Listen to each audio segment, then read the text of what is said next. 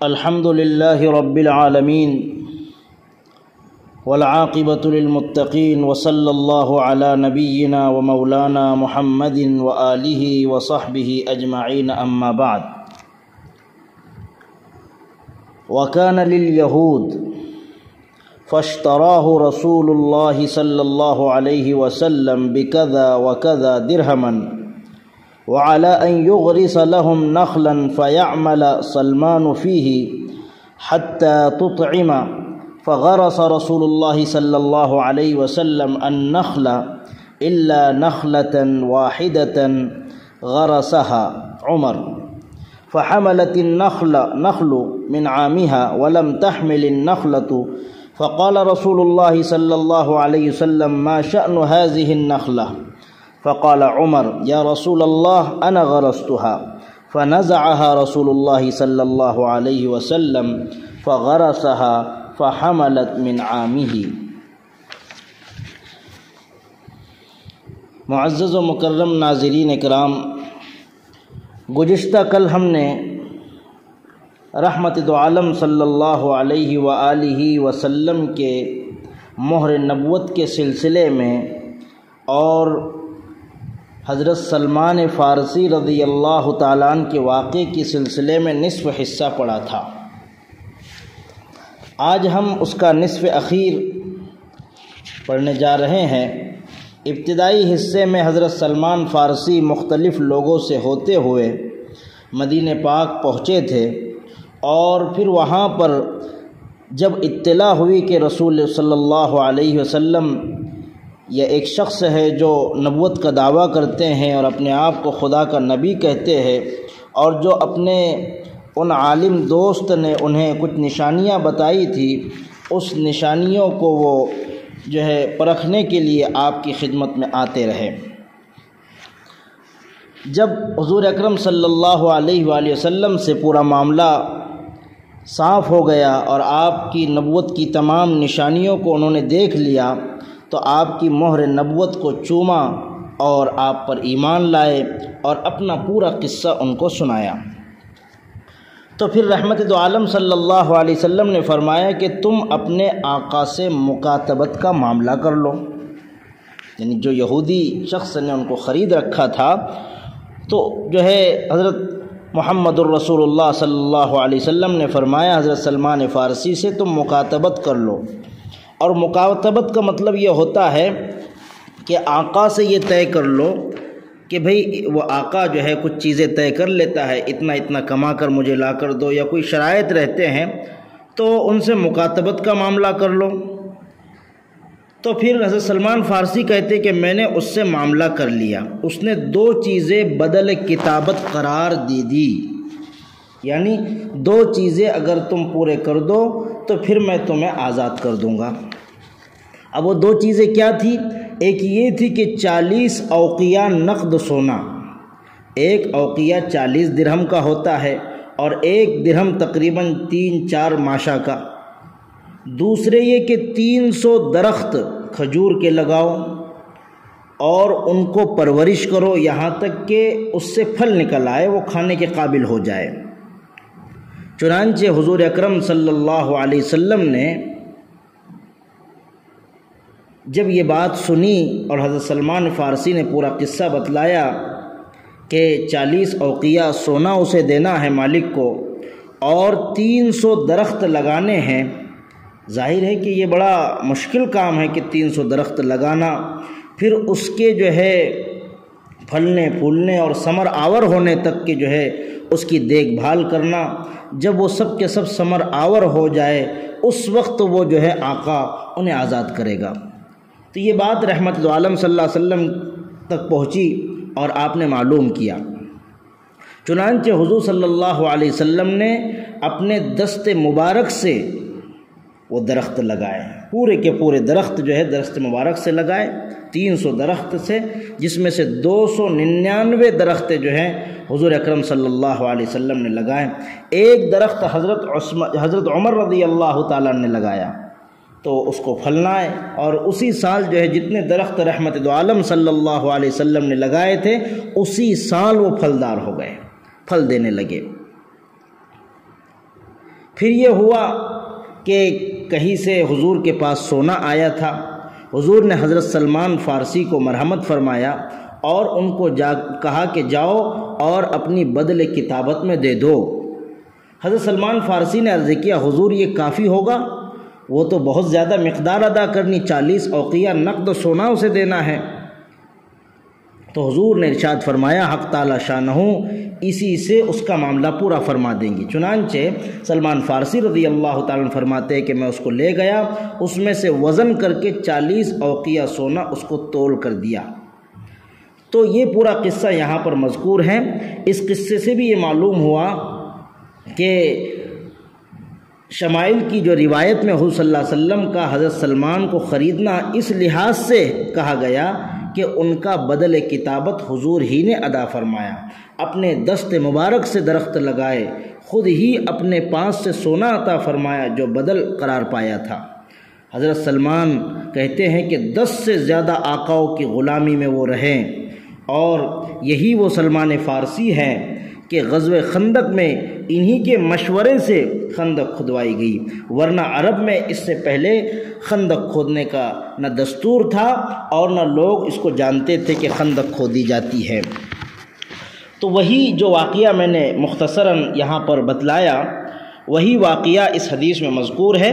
وَكَانَ لِلْيَهُودِ، تو حضرت سلمان فارسی یہود کے جو ہے ماتحت تھے، ان کے غلام تھے۔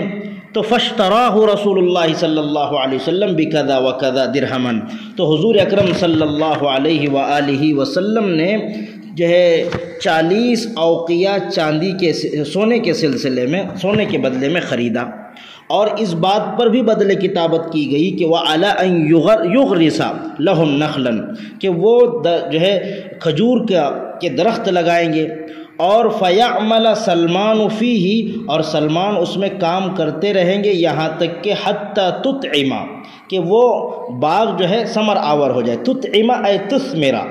فغرس رسول اللہ صلی اللہ علیہ وسلم النخل، حضور نے پورا باغیچہ لگایا، الا نخلتن، مگر ایک درخت نہیں لگایا، نخلتن واحدہ، غرسها عمر رضی اللہ عنہ، جس کو عمر رضی اللہ عنہ نے لگایا۔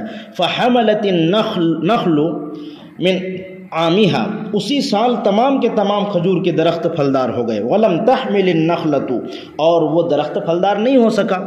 تو حضور نے معلوم کیا ما شأن هذه النخلہ، بھائی کیا ماجرا ہے، اس پر پھل کیوں نہیں آئے، اس کا کیا معاملہ ہے؟ تو حضرت عمر رضی اللہ عنہ نے فرمایا یا رسول اللہ انا غرستها، میں نے اس کو لگایا ہے۔ فنزعها، پھر رحمت دو عالم نے اس کو نکالا اور دوبارہ اس کو لگایا، اور وہ اسی سال اس کو بھی جو ہے پھل آنے شروع ہو گئے۔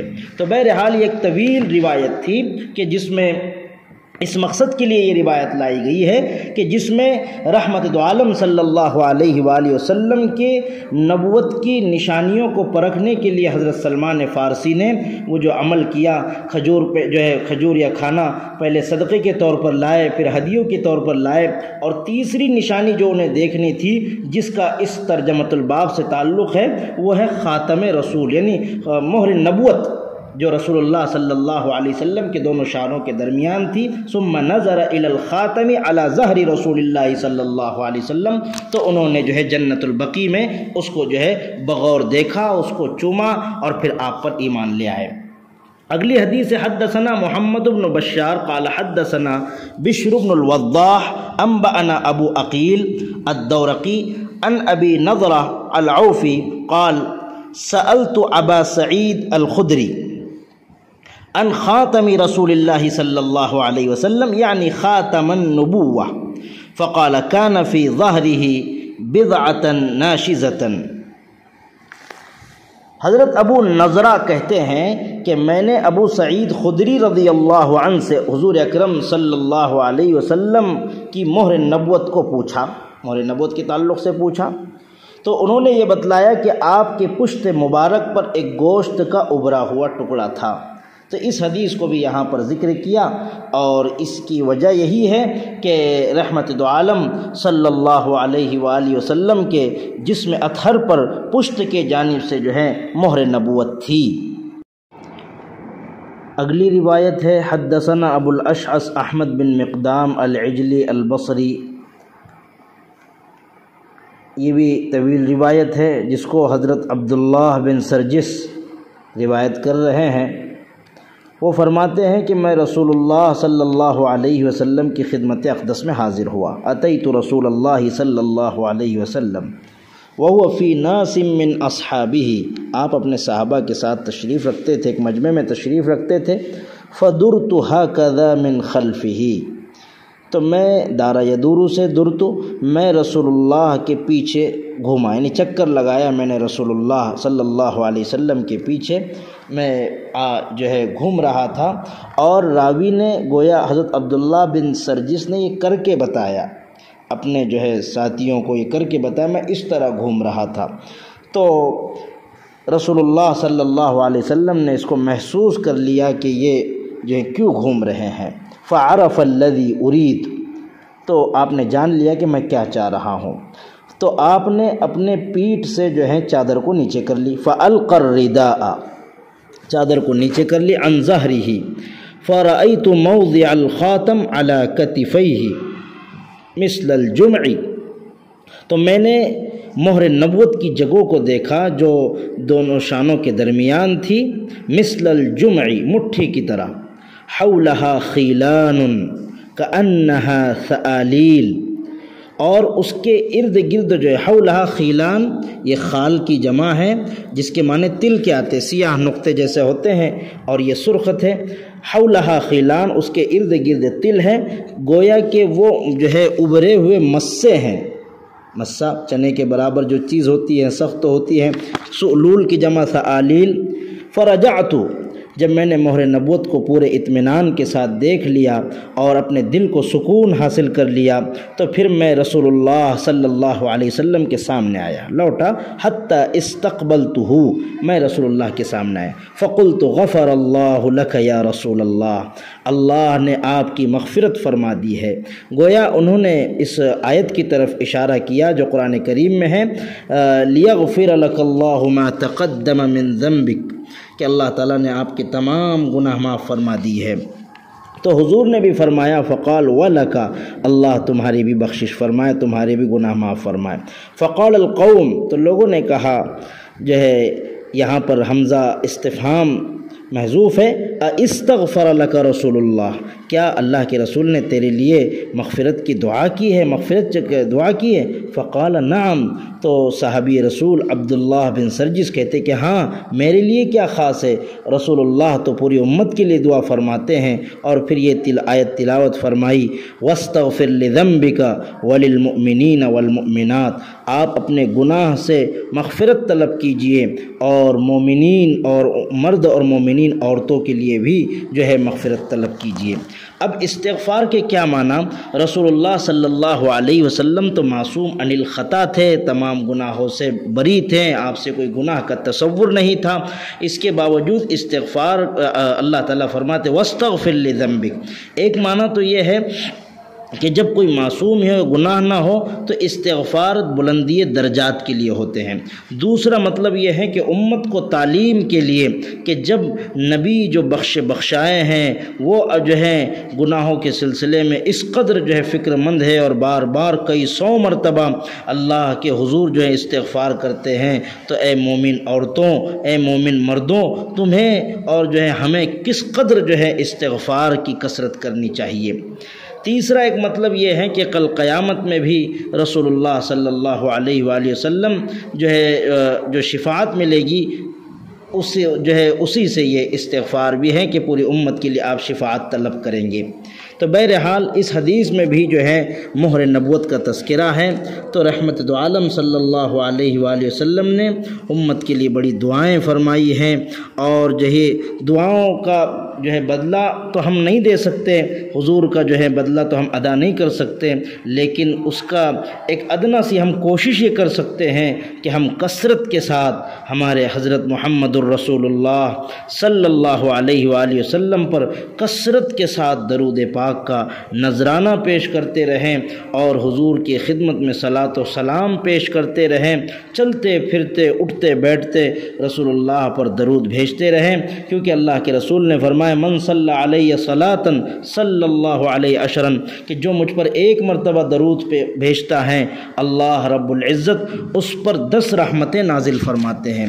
تو ہمیں رحمتوں کے مستحق بننا ہے۔ تو یہ جو باب تھا مہر نبوت کے سلسلے میں یہ مکمل ہوا۔ انشاءاللہ آئندہ باب ما جاء فی شعر رسول اللہ صلی اللہ علیہ وسلم، رسول اللہ کے سر مبارک کے بالوں کے بیان کے سلسلے میں جو ہے یہ اگلا باب ہوگا۔ اللہ رب العزت ہمیں سچا عشق نصیب فرمائیں اور کثرت کے ساتھ درود پاک کی اہتمام کی توفیق عطا فرمائیں۔ وآخر دعوانا ان الحمد للہ رب العالمین۔ یہ چینل سے خدا کی دین کی ہوتی اشاعت ہے، یہ چینل رہبر انسانیت تو سب کی چاہت ہے۔